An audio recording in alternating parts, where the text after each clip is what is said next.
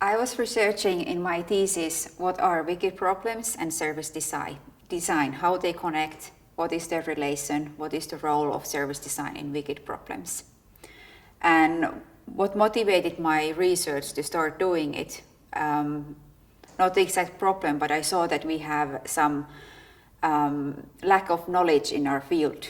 We used the term wicked problem, but sometimes incorrectly. We refer that every design problem is a wicked problem when they are not. We have problems that are simple, for example, tying a shoelace. We have problems that are complex, that could be of making a service for a library. Then we have wicked problems as unemployment, making unemployment services, or taming poverty. Most wicked problem we could call the global warming. And in my thesis, what I want to give for designers and service designers is to deepen our knowledge in the theory. And I am giving this iceberg model that we could understand the problem typologies, the levels, 3 different levels, and how we need to tackle these problems differently with different tools designed for these problems. And the wicked problem is the most difficult one, and it requires tools that are designed for them especially. Because if we use the tools that are designed for simple problems to wicked problems, we could aggravate the problem and not tame it. And this could make spin-off problems, new wicked problems could arise. So I wish to bring a bit more seriousness to our field, the way we handle wicked problems. I'm also providing sub-studies that are going deep into the tools that have been created in other fields that we could adapt to service design. For example, mesh mapping, I made a case study how it can be applied in service design field. And I have had many awesome and good experiences during my journey, and I have many wonderful experiences in the conferences that I have been to, and discussing with the colleagues and more senior designers. They have brought me nice insights, and they have been very encouraging in my research. Thank you, everyone.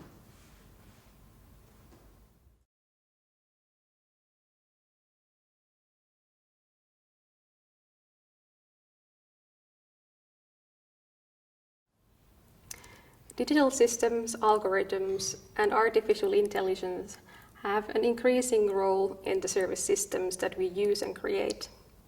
In my research, I have been looking at the effect of AI in the service systems themselves, but also in the process of designing them. The results show that artificial intelligence have a role in the interactions of people and systems. As it was before between a human and human, now AI system can take an active role in how the service value is created.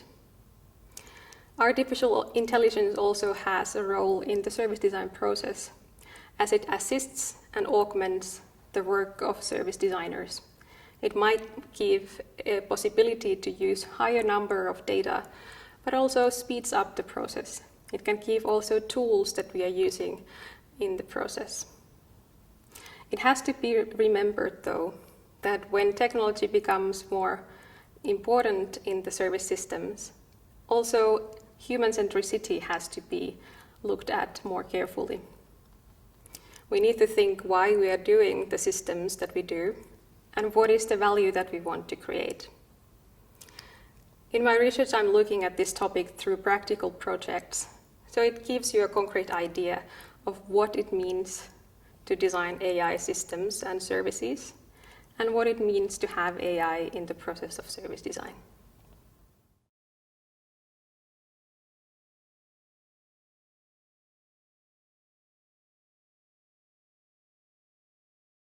The dissertation is located in the area of design consumption, which actually is a less researched topic in design. Consumption is usually studied in the social sciences, such as marketing or consumer research. So it is interesting how the consumption of design differs from the more traditional approaches to consumption. There are two research questions in my thesis. First, I ask how the North manifests itself in luxurious and, on the other hand, ecological design consumption. And secondly, I ask, what is the theory of Northern design? Northern or Northernness is therefore a key concept in my research. It materializes in my research as Northern nature, which is a place and a state for design consumption under study. I have looked at what people, such as sailors, hikers, hunters, and climbers, do in the wild within their hobby and why they are interested in those activities. As new knowledge, my research produces a theory that the consumption of design should be viewed as a bodily experience. This theory emphasizes multisensory as a factor to be considered in design consumption. For example, less research has been done on tactile experiences, for example, and in the context of North, bodily experience is also somewhat emphasized and peculiar. It actually has a strong connection with nature.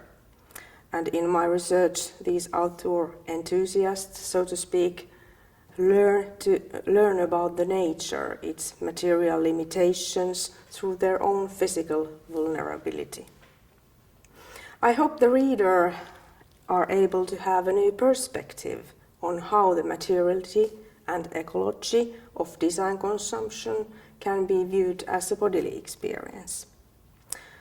Design and designers have been studied a lot from these bodily perspectives, such as skills related to their practical design activities, for example. And in my research, I extend this bodily perspective to the end users and consumers of design. The most fun thing in the whole design research process has been the collection of this empirical data and the opportunity to get to know different outdoor sports and their passionate enthusiasts. Thank you.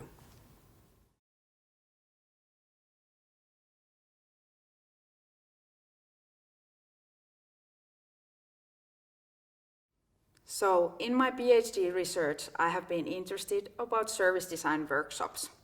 Especially, I have focused on how different participating people experience them, how they see them, what do they feel in service design workshops.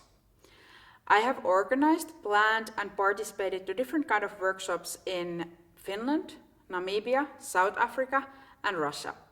This has allowed me to work with different kind of communities, with different kind of people, different ages, with different interests, skills, capabilities. Understanding services and their development in community settings is very important thing. Services are not only happening inside organizations and in marketplaces or business contexts. They are actually really embedded in our everyday life, in how we live our life these days.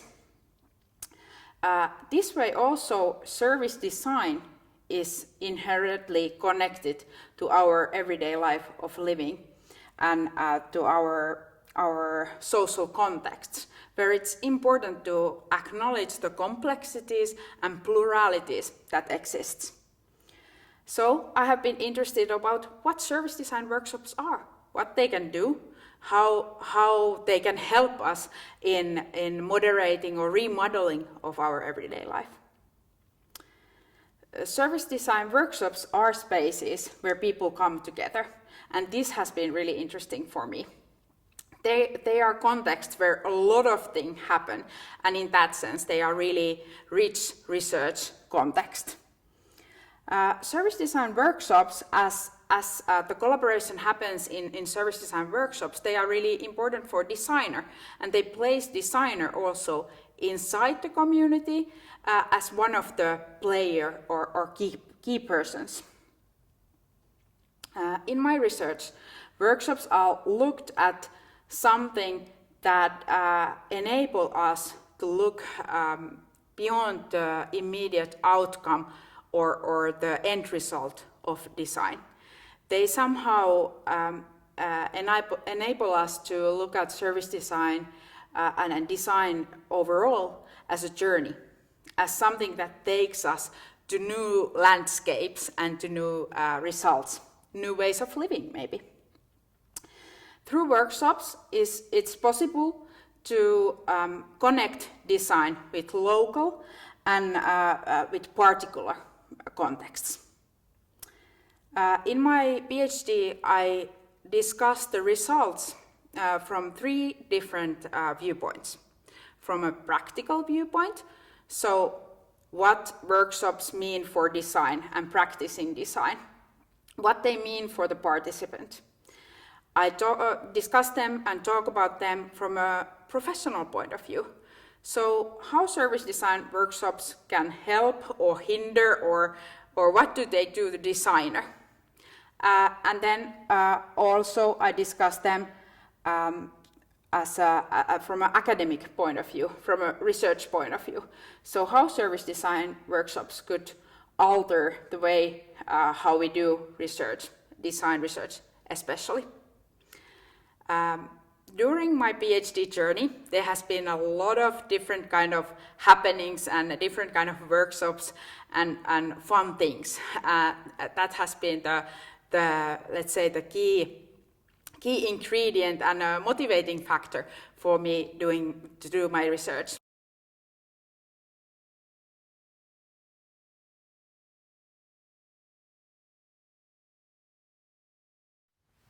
My PhD research has been focused on mediating emotional communication through unconventional user interfaces that use interaction solutions beyond traditional screens.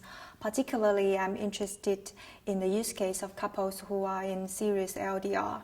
A broad definition of LDR would be an intimate relationship in which 2 individuals live apart from each other due to a variety of reasons.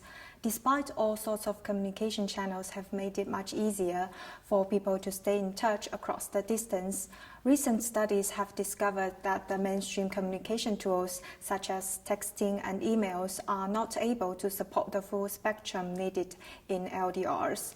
The problem is that most available communication technologies are designed for a wide range of end users. Therefore, the focus has been placed on the transmission of explicit information. However, in close relationships, the point of frequent exchange of messages is supposed to be emotional communication rather than just sharing information.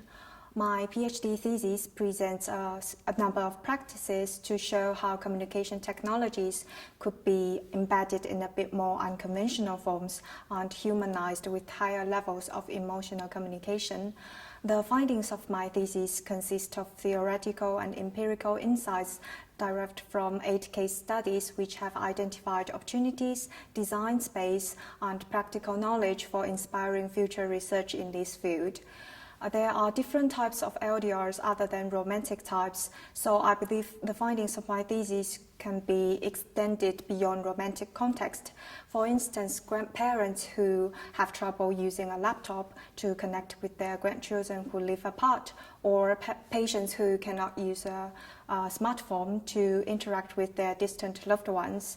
So in light of this, there's an opportunity for future work to develop unconventional communication devices to support other types of LDRs.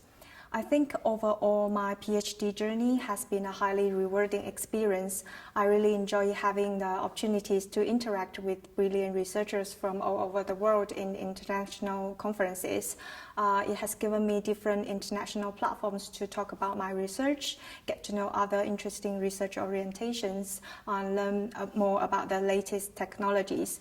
It just feels awesome when people appreciate your work and you are amazed by their research too. Thank you.